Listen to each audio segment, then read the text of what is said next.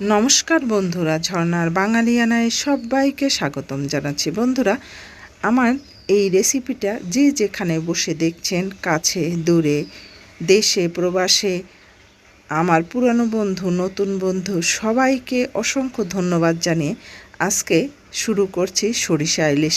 আজকে আপনাদের সাথে শেয়ার করব সরিষা ইলিশ।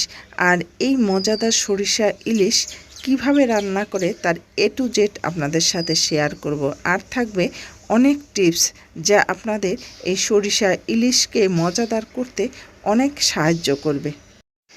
সবাই সরিষা ইলিশ খেতে পছন্দ করে, ছোট বড় দেখবেন বাড়ির সবাইকেই আপনি সরিষা ইলিশ রান্না করে দিবেন, তারা খুব খুশি মনে খাবে। আমার সরিষা ইলিশটা আমি কি দিয়ে রান্না করলাম তা আপনাদের সাথে শেয়ার করব আজকে।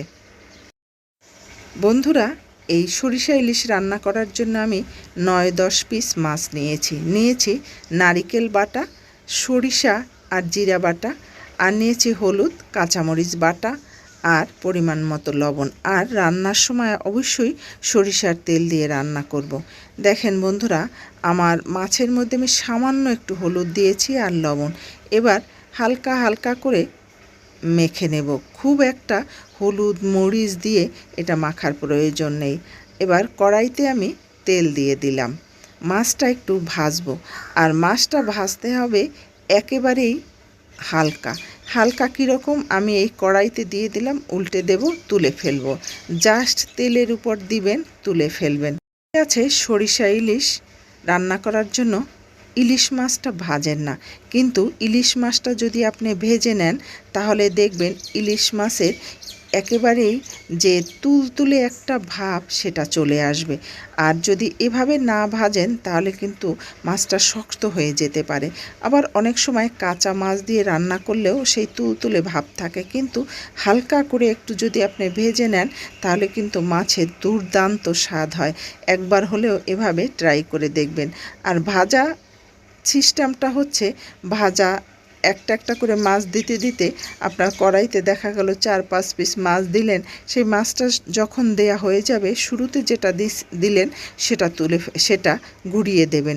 এভাবে জাস্ট 1 মিনিটও লাগবে না আপনার এই 4-5 পিস মাছ ভাজার জন্য। এভাবে করে ভেজে তুলে নেবেন। দেখেন, আমি যখন উল্টে দিলাম আর সাথে সাথেই আমি যেটা শুরুতে দিয়েছিলাম সেটা তুলে নিচ্ছি।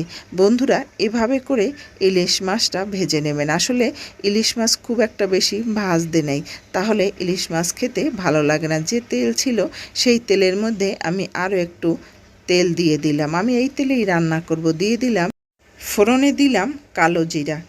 আর এই কালো জিরাটাকে বেশি ভাজা দরকার নেই, তেলের মধ্যে, গরম তেলের মধ্যে এই 10 সেকেন্ডের মতো নাড়া দিলেই হয়ে যাবে, এর বেশি না।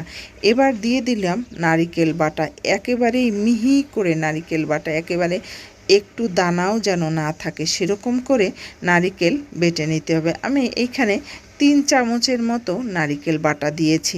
এবার এই নারিকেল বাটাটাকে ততক্ষণ পর্যন্ত আমি ভাজবো যতক্ষণ না পর্যন্ত এ থেকে ভাজা ভাজা গন্ধ বের হয়। এবার দিয়ে দিলাম হলুদের গুঁড়া আর কাঁচা মরিচ বাটা। এবার এই দুটো মশলাও এর সাথে ভালোভাবে ভাজবো। ভাজাটাই হচ্ছে মেন। বন্ধুরা, এই সরিষা ইলিশ রান্না দেখতে দেখতে ভুলে যাবেন না, অবশ্যই লাইক শেয়ার করে যাবেন। আর যদি কিছু বলার থাকে, জানার থাকে, তাহলে অবশ্যই কমেন্টের ঘরে লিখে যাবেন। আমি আপনাদের সব কমেন্টের উত্তর দেব।